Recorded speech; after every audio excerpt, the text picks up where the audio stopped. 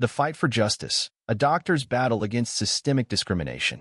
Dr. Samuel Carter stood frozen at Denver International Airport, staring at the empty baggage claim. His medical bag $75,000 worth of specialized equipment was gone. Just 6 hours earlier, he'd saved a passenger's life mid-flight. Now, security footage revealed a flight attendant deliberately tossing his bag into a trash compactor, laughing with a colleague. What the crew didn't know was that Dr. Carter wasn't just any doctor. As the new medical director for one of America's largest insurers, he held the power to unravel a corporate empire. This is the story of one man's fight against discrimination, a battle that would shake an airline to its core and spark a national reckoning. Samuel Carter, a 38-year-old neurosurgeon, settled into his first-class seat on Continental Air's Flight 412 from Boston to Los Angeles. After a grueling week presenting his groundbreaking research at a medical conference, he craved rest. A Harvard Medical School graduate with 3 patents and over 100 published papers, Samuel carried his success quietly, dressed in a simple gray suit and navy tie. "Excuse me, sir," said flight attendant Laura Thompson, her smile tight. "I think you might be in the wrong section." Her eyes flicked from his face to his boarding pass. "This is 2A, my assigned seat," Samuel replied, showing his ticket. Laura studied it with exaggerated care, then nodded. "Just checking." 5 minutes later, she returned. "Could I see your boarding pass again?"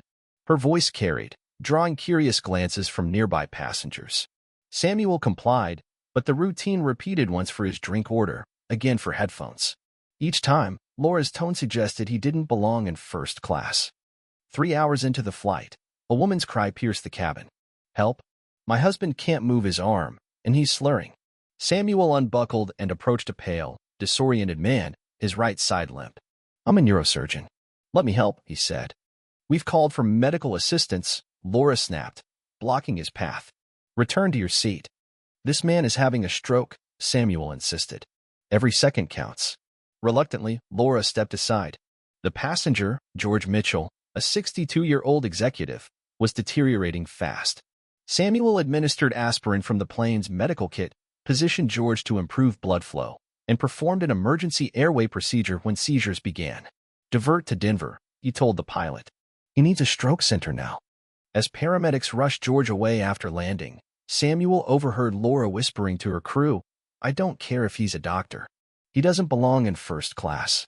A white nurse from economy, Emily Harris, was showered with praise for her minor assistance, while Samuel was ignored.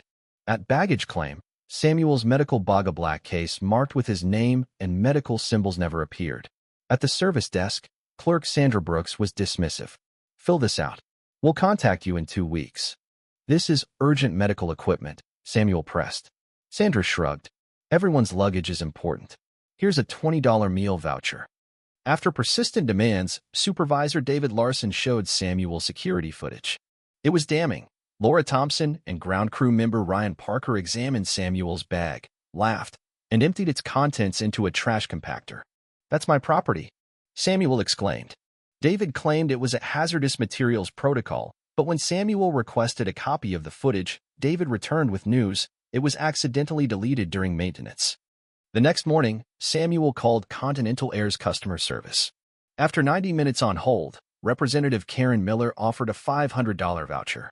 "My equipment was deliberately destroyed," Samuel countered. "I saw the footage." "Without evidence, it's your word against ours," Karen replied. "If you keep making accusations, I'll report a disturbance." A video call with VP of Customer Relations Robert Hayes was no better. "Misunderstandings happen," Hayes said smoothly.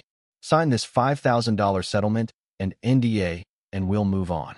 "You're asking me to silence discrimination," Samuel said, incredulous. His attorney, Michael Reed, advised taking the offer, citing Continental's legal firepower.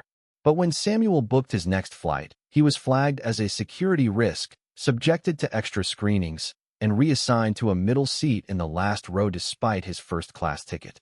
The message was clear: challenge Continental and pay the price. Back in Boston, Samuel began his role as medical director at American Insurance Group, AIG, which held Continental's $520 million liability policy. Reviewing files, he discovered a pattern: dozens of discrimination complaints against Continental, buried with NDAs. An anonymous email revealed a memo instructing executives to classify incidents as customer service misunderstandings to avoid scrutiny. At AIG, board member Richard Coleman, with undisclosed ties to Continental, pressured Samuel to sign the NDA. "Your media circus threatens our $40 million client," Coleman snapped.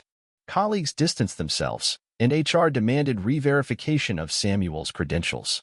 An anonymous email showed Coleman directing HR to find discrepancies in Samuel's application, hinting at termination. Then, the airport footage leaked online. The hashtag Justice for Dr. Carter trended as passengers shared their own stories of Continental's bias.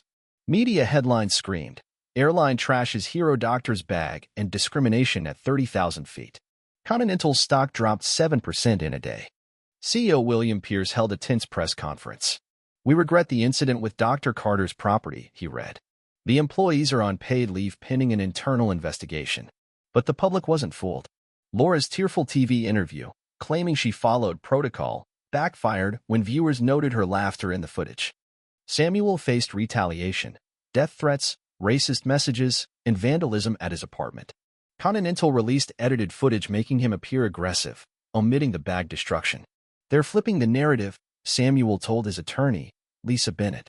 "They're making me the villain." Lisa filed a discrimination lawsuit, but Continental's legal team struck back, claiming Samuel was confrontational. Judge Thomas Bradley, a former partner at Continental's law firm, dismissed the case, barring the leaked memo as illegally obtained. "Frivolous accusations won't waste this court's time," Bradley declared. Undeterred, Samuel leveraged his AIG role.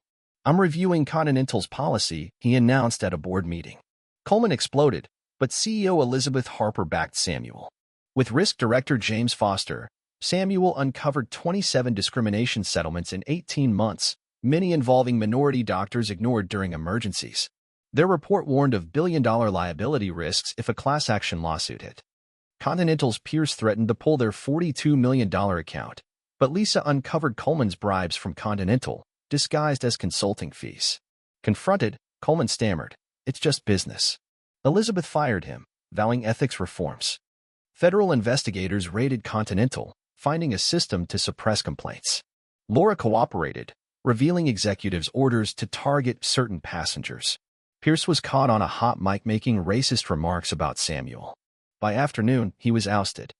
A year later, Samuel was named AIG's VP of Corporate Accountability. His policies mandated anti-discrimination training for clients, rippling across the industry. Continental's new CEO, Maria Alvarez, eliminated NDAs and added third-party oversight. Laura, now a diversity trainer, met Samuel. "I don't expect forgiveness," she said. "I'm working to change things." Samuel nodded. "That's what matters." 5 years on, Samuel spoke at the National Ethics Conference. A destroyed bag exposed the truth. Discrimination thrives in systems protecting profits over people.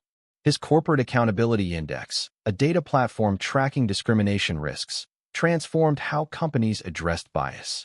AIG thrived, proving ethics and profit could align. Samuel's legacy wasn't just policy. He mentored young professionals of color, teaching them to challenge bias. As he concluded his speech, a young doctor in the audience touched her ID badge, inspired. One man's courage had carved a path for her. What do you think? Samuel Carter's story shows how one person can dismantle systemic injustice, but it also raises tough questions. Have you witnessed or experienced discrimination dismissed as a misunderstanding? How should we address corporate cover-ups or violence against marginalized groups? Share your thoughts in the comments, take a stand, and let's spark a conversation about creating a just world.